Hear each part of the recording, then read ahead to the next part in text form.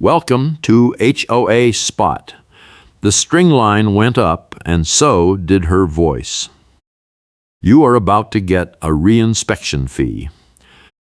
That is what Julie Nelson yells at me while jabbing her finger at a single fence board I just cut.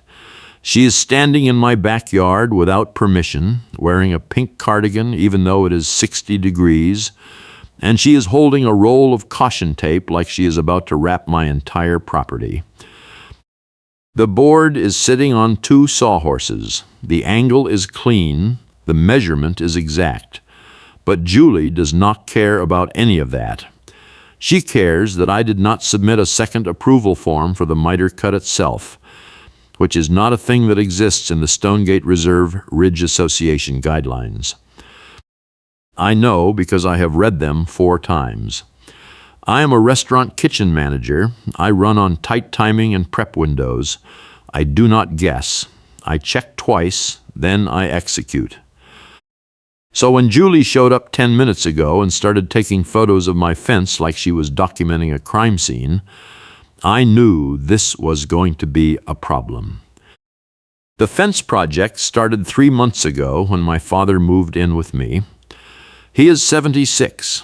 He has mobility issues. He needs a safe yard where he can sit outside without worrying about loose dogs or random people cutting through.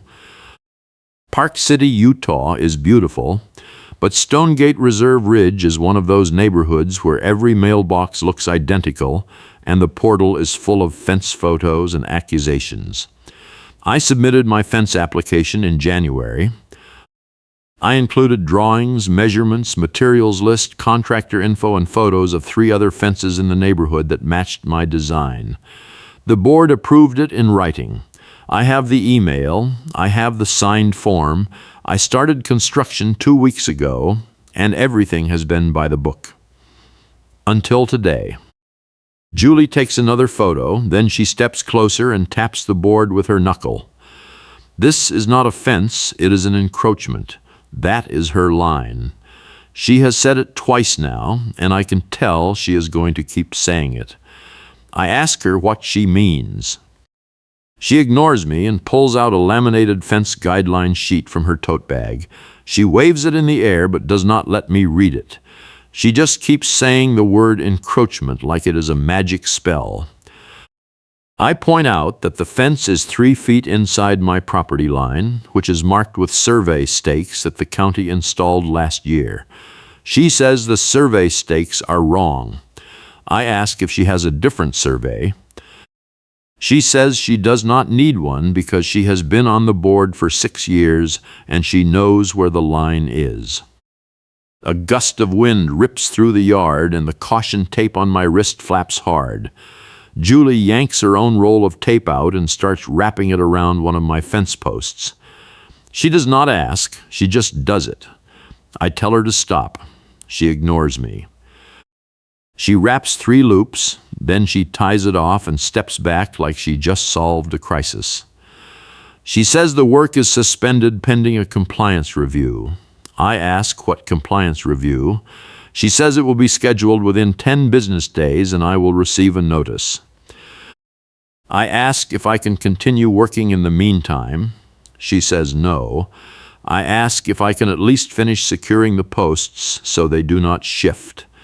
She says if I touch anything, the fine doubles. I am standing there with a saw in my hand, a roll of tape on my wrist, and a pink cardigan tyrant telling me I cannot finish a project I have been working on for 2 weeks. My father is inside watching TV. He does not know this is happening yet. I am trying to keep the stress off him because his doctor said elevated anxiety is making everything harder.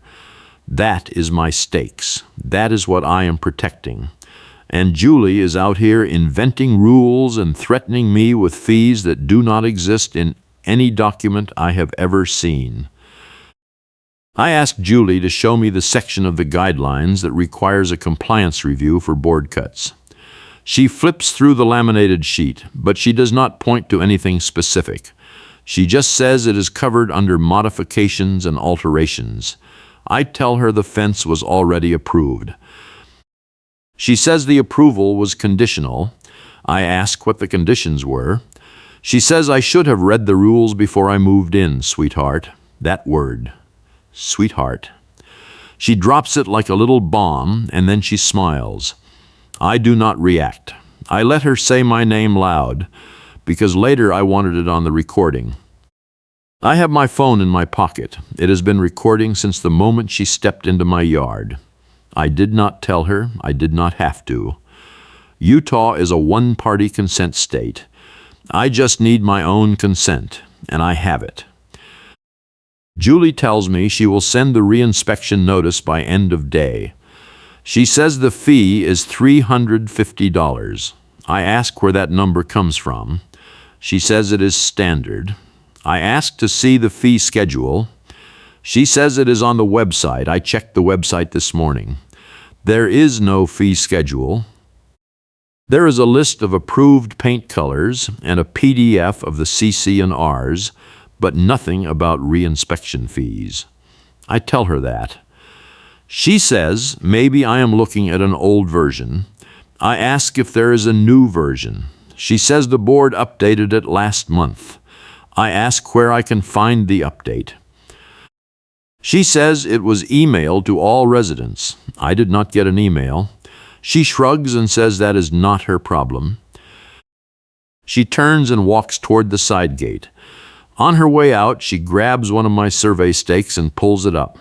She tosses it onto the grass like it is trash. A neighbor 2 yards over is watering the lawn and pauses mid-spray to stare. Julie does not care. She walks out, and I hear her car door slam a few seconds later.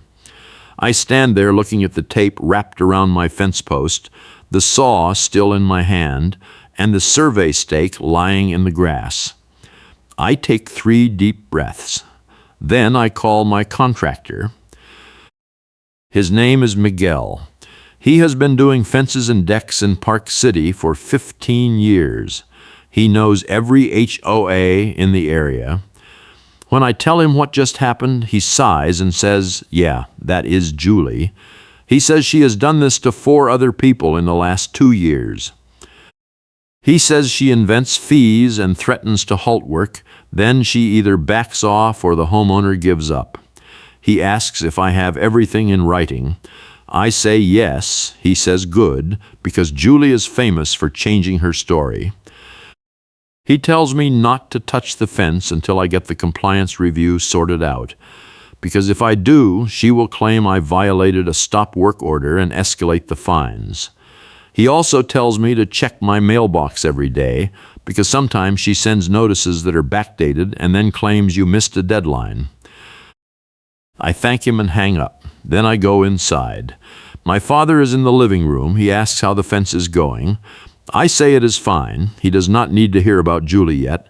I make him a sandwich, and then I sit down at my laptop and start going through the HOA documents again.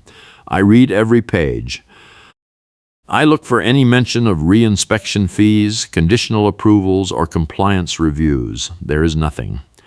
The rules say the board must approve or deny an application within 30 days. They approved mine. There is no language about ongoing review or additional inspections unless there is a code violation reported by the county. I check the county website. No violations, no complaints, nothing. That night, I get an email from Julie. The subject line is Fence Compliance Notice. The body of the email says my fence construction has been suspended due to unapproved modifications, and I am required to attend a compliance hearing on Thursday at 7 p.m. It also says the reinspection fee is now $400 because I continued work after being notified. I did not continue work. I have not touched the fence since she left. But she is claiming I did. I reply immediately and say I have not done any additional work and I have video evidence to prove it. She does not reply. The next morning I drive to the hardware store to pick up more post anchors. I am not working on the fence, but I need to have the materials ready for when this gets sorted out. I park in the lot, and I am walking toward the entrance when I see Julie. She is standing near the automatic doors with her phone out, and she is filming me. I stop. I look right at her. I ask what she is doing. She says she is documenting my purchase of materials in violation of the stop work order. I tell her there is no stop work order, only a compliance review that has not happened yet. She says the notice constitutes a stop work order. I ask where that is written. She does not answer. She just keeps filming. People are staring. A couple walking past slows down and watches. An employee pushing a cart stops and looks confused. I tell Julie she is harassing me. She says I am the one harassing the neighborhood with my illegal fence. I say the fence is legal. She says the gate opening faces the wrong direction and it is a security issue. This is new. She has not mentioned the gate before. I ask what is wrong with the gate. She says it opens outward instead of inward, and it creates a tripping hazard for pedestrians. I point out that there are no pedestrians in my backyard. She says it is still a violation. I walk past her into the store. She follows me for about 30 seconds, still filming, then she gives up and leaves. I buy the anchors, I get back in my truck, and I sit there for a minute trying to figure out what her end game is. She is escalating for no reason. She is inventing violations faster than I can respond to them. And she is doing it all in public, on camera, without any shame. That is when I realize she is not trying to win an argument. She is trying to exhaust me. She wants me to give up, pay whatever she demands, or move. I am not doing any of those things. Thursday arrives. The compliance hearing is at the community center, which is a small building next to the neighborhood park. I show up 10 minutes early. The room is set up like a courtroom. There is a long table at the front for the board members and a single chair facing them for the homeowner. Julie is already there, sitting at the table with two other board members. One is an older man named Dennis. The other is a woman in her 50s named Carol. I recognize them from the neighborhood directory. I sit down in the chair. Julie does not look at me. She is shuffling papers and whispering to Dennis. Carol calls the meeting to order. She says this is a compliance hearing for my property regarding fence construction. She asks Julie to present the issue. Julie stands up. She has a stack of printed photos. She spreads them on the table and starts talking. She says I began construction without final approval. I interrupt and say I have written approval. She ignores me. She says the fence height exceeds the maximum allowed under Section 4.3. I interrupt again and say the maximum is 6 feet and my fence is 5'10". She says her measurements show 6'2". I ask how she measured. She does not answer. She keeps talking. She says the gate opens the wrong direction, the posts are not set deep enough, and the board cut I made was not submitted for secondary review. Carol asks if I want to respond. I say yes. I pull out my approval email, my drawings, my materials list, and my contractor invoice packet. I explain that every element of the fence matches the approved design. I show them the email where the board said the application was complete and accepted. I explain that there is no such thing as secondary review for board cuts. I also explain that Julie trespassed on my property, removed a survey stake, and wrapped caution tape around my fence post without authority. Carol looks uncomfortable. Dennis looks bored. Julie looks furious. Julie says I am deflecting. She says the real issue is that I am refusing to cooperate. She says I have been hostile, argumentative, and dismissive of HOA authority. She says other residents have complained. I ask what residents. She says she cannot disclose that. I ask if there is a record of the complaints. She says the complaints were verbal. I ask if there is any documentation. She says no.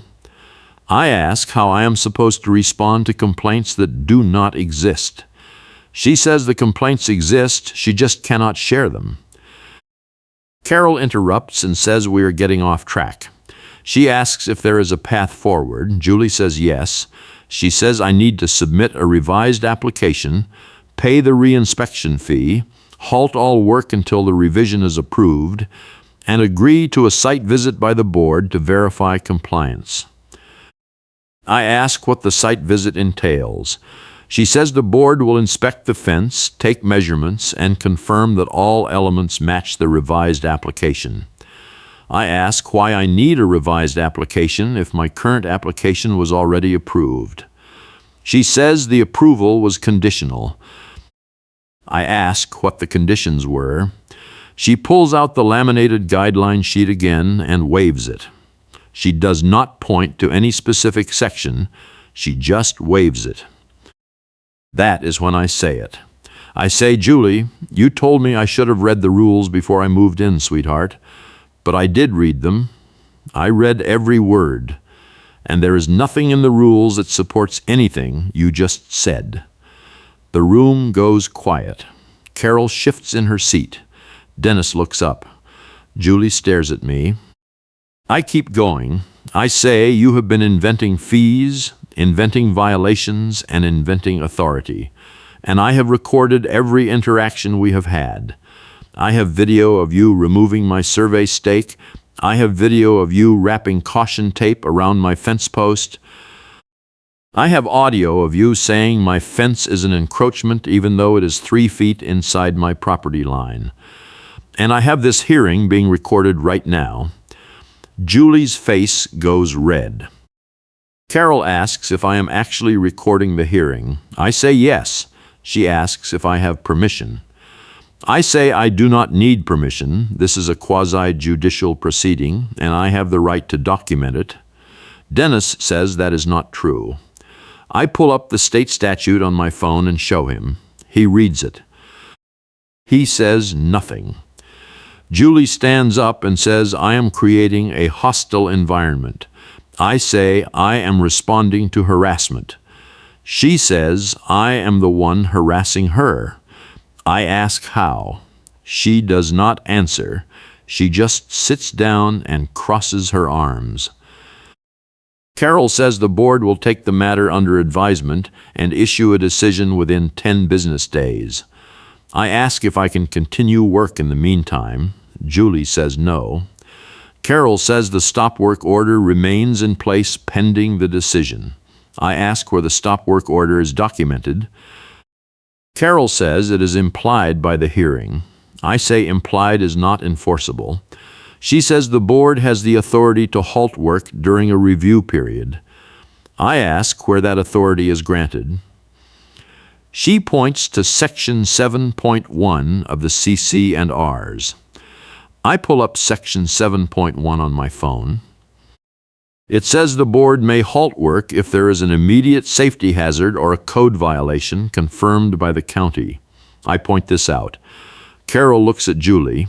Julie says the gate is a safety hazard. I ask how. She says it could trip someone. I say no one is walking through my backyard. She says that is not the point. I leave the hearing with nothing resolved. The board did not approve anything. They did not deny anything. They just kicked it down the road. But I have the recording.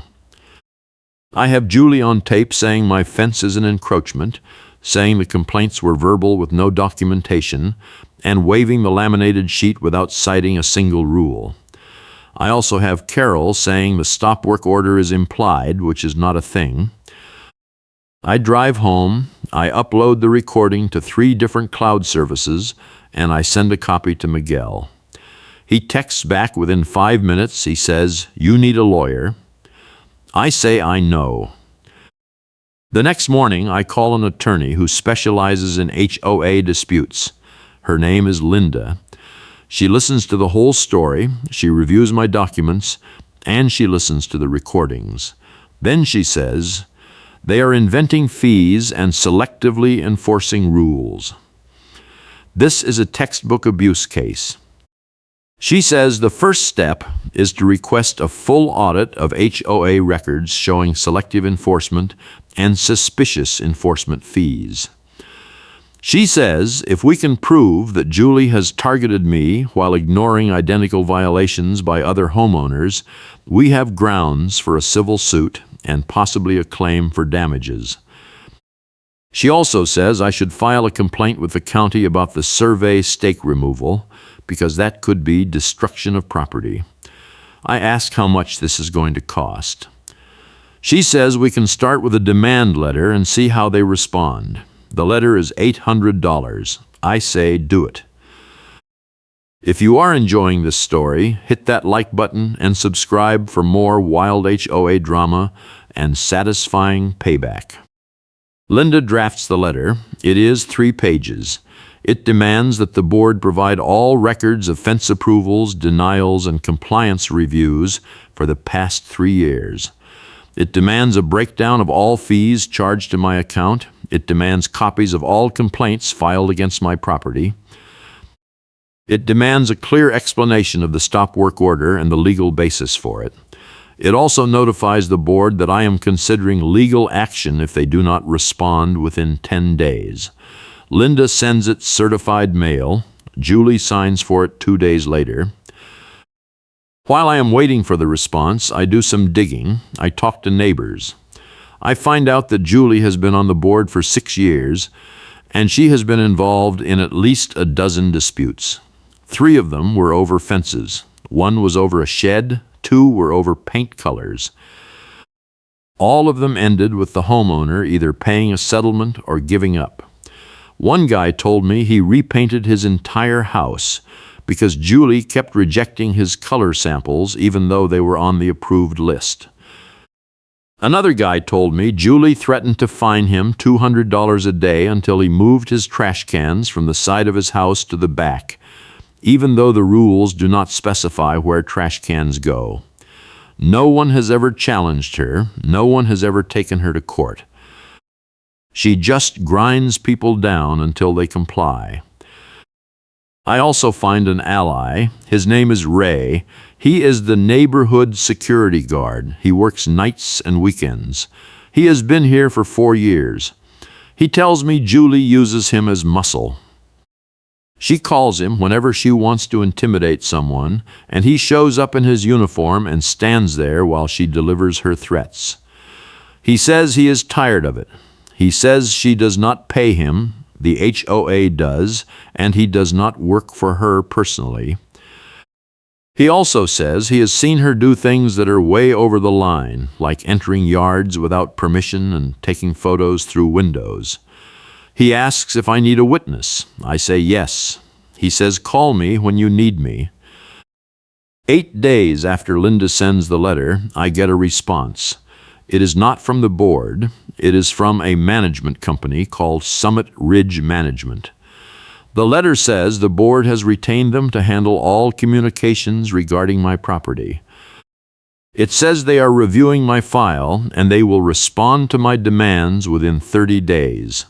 That is a delay tactic. Linda says it is common.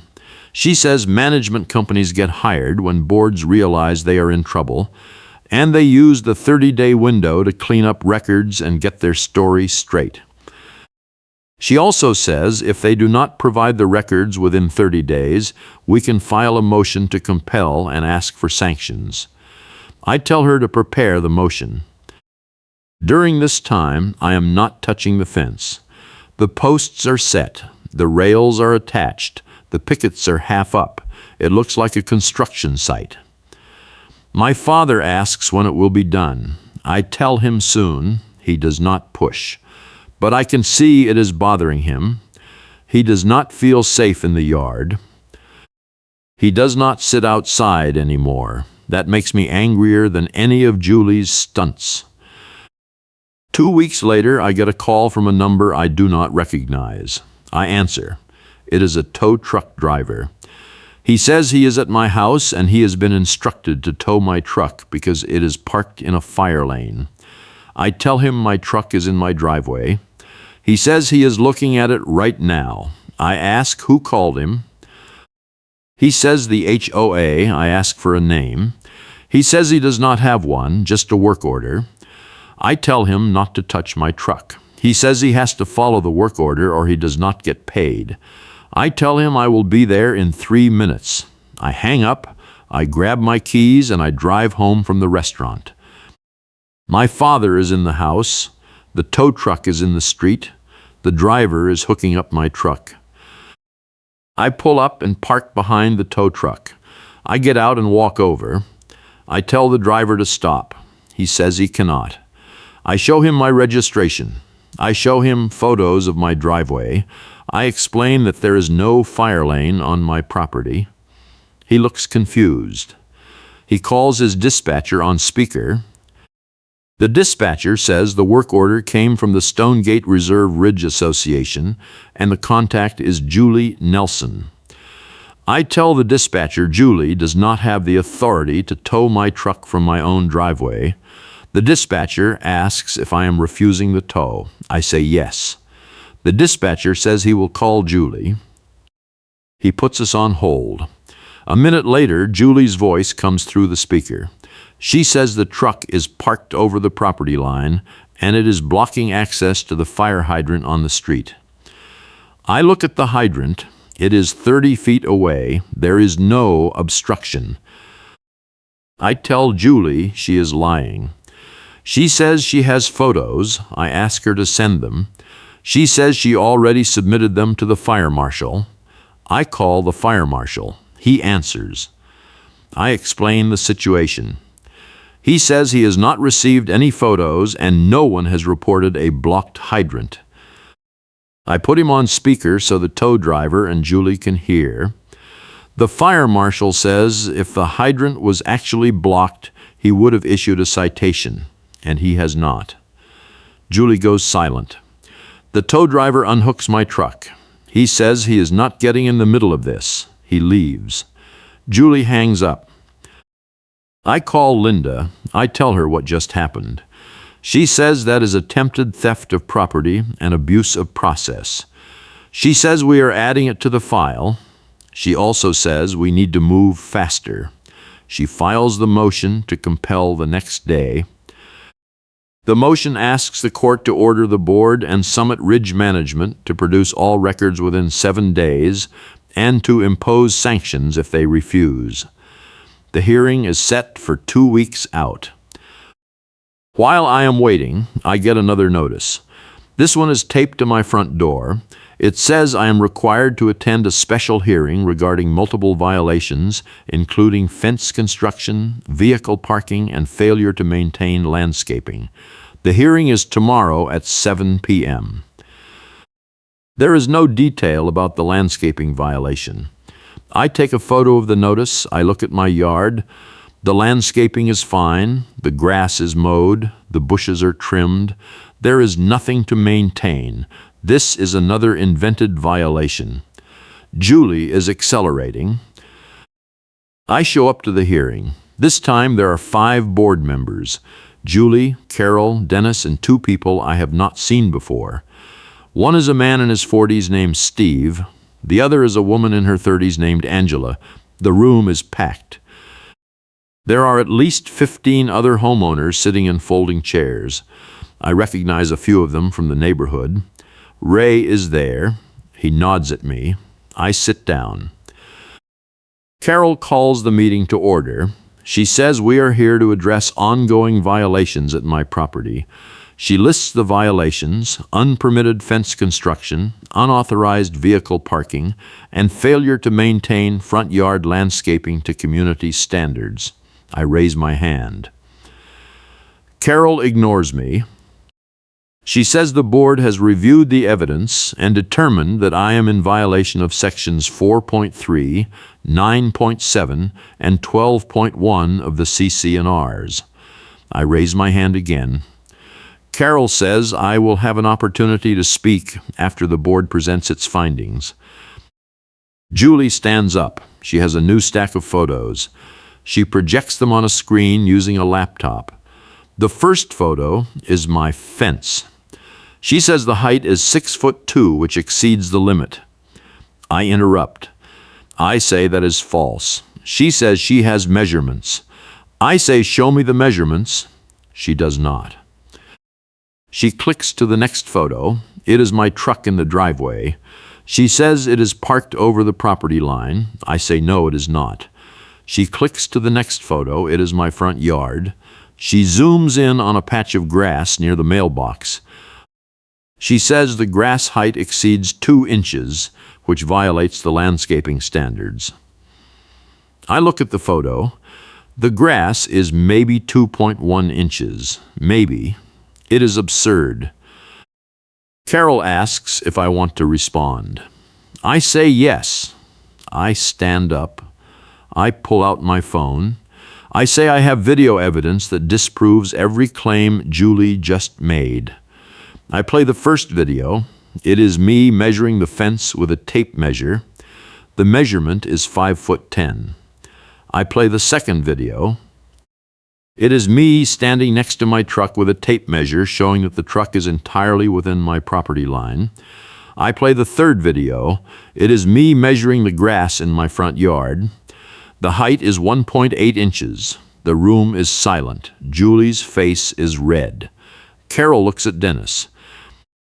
Dennis looks at Steve. Steve looks at Angela. No one says anything.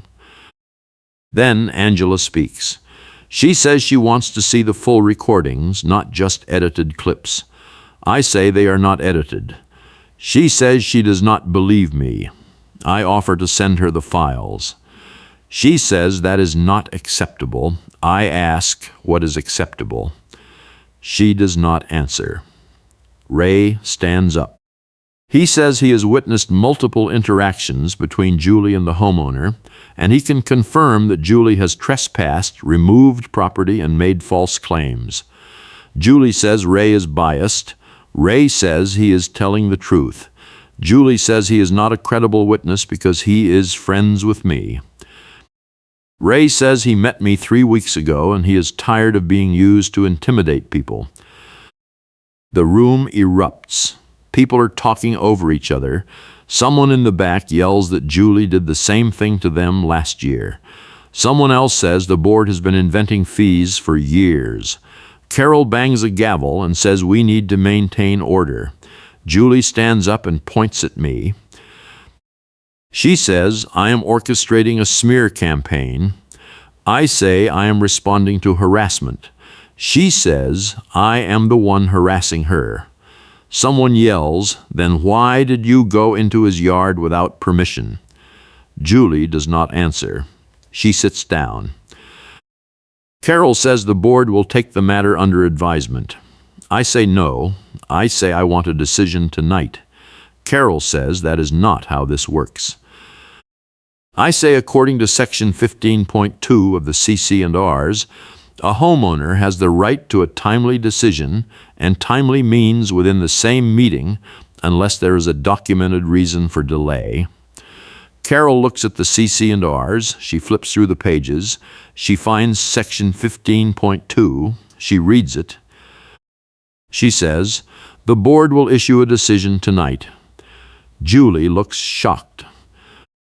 The board goes into a closed session. They leave the room. The rest of us wait. 15 minutes later, they come back.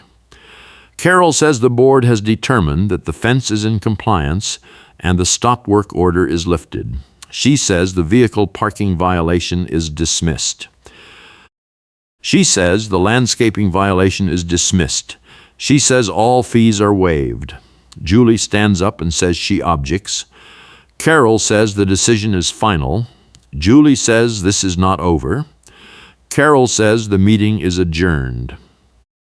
I walk out of the meeting. Ray catches up with me in the parking lot. He says that was wild. I say it is not over. He says he knows. He gives me his number and tells me to call if I need anything. I thank him. I get in my truck and drive home. My father is asleep. I sit at the kitchen table and I think about what just happened. The board caved. But Julie did not. She is going to escalate. I can feel it. 2 days later, I get a letter from Summit Ridge Management. It says the board decision has been appealed by the communications director and a new hearing will be scheduled. I call Linda. She says they cannot do that. She says once a decision is made, it is final unless there is new evidence. I ask what new evidence. She says there is not any. She says this is harassment and we are filing for an injunction. She drafts the motion that afternoon. We file it the next morning. The hearing is set for a week out. During that week, Julie does not contact me. There are no notices, no emails, no surprise visits. It is quiet. Too quiet. I finish the fence. The pickets go up. The gate gets hung. The posts get capped. It looks perfect. My father sits outside for the first time in a month. He says it is nice. I say it is about time. The day before the hearing, I get a text from Ray. He says I need to see something. I drive to his house. He shows me a video. It is security camera footage from the community center. The timestamp is from 3 weeks ago, the night before the first compliance hearing. The video shows Julie standing at the bulletin board in the lobby. She is holding a piece of paper. She tapes it to the board. The paper is a fence violation notice. My name is on it. Ray zooms in. The notice is dated 2 days earlier, but the video proves Julie created it and posted it herself the night before the hearing. Ray says this is fraud. I say yes it is. I call Linda. I tell her about the video. She says this changes everything. She says we can now prove that Julie fabricated evidence, backdated documents, and presented false claims to the board. She says we are adding fraud, defamation, and intentional infliction of emotional distress to the complaint. She also says we are going to use this video to request a temporary order to stop enforcement while the dispute is reviewed. I ask if we can use it at the hearing tomorrow. She says absolutely. The hearing is in district court. The judge is a woman in her 60s named Judge Patel. Linda presents our case. She shows the recordings, she shows the emails, she shows the fake notice on the bulletin board. She shows the security camera footage with metadata that proves Karen posted the notice herself. She explains that Julie has been inventing violations, fabricating evidence, and selectively enforcing rules to target me while ignoring identical violations by other homeowners.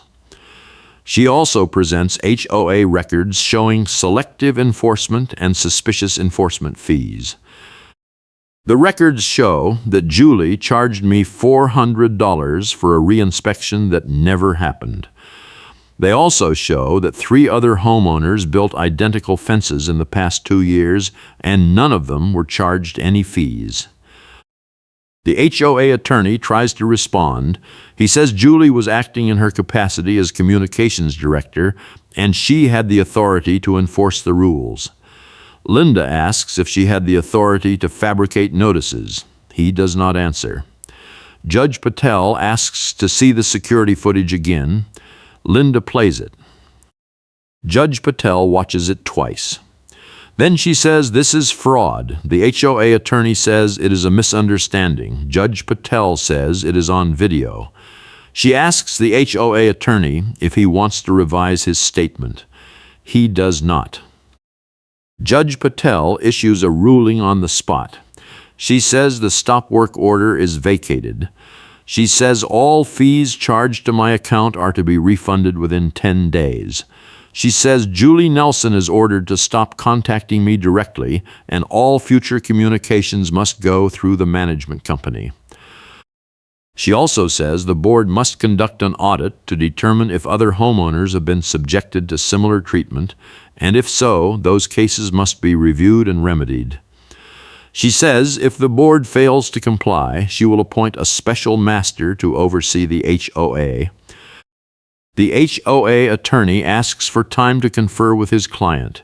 Judge Patel says no. She says the order is effective immediately.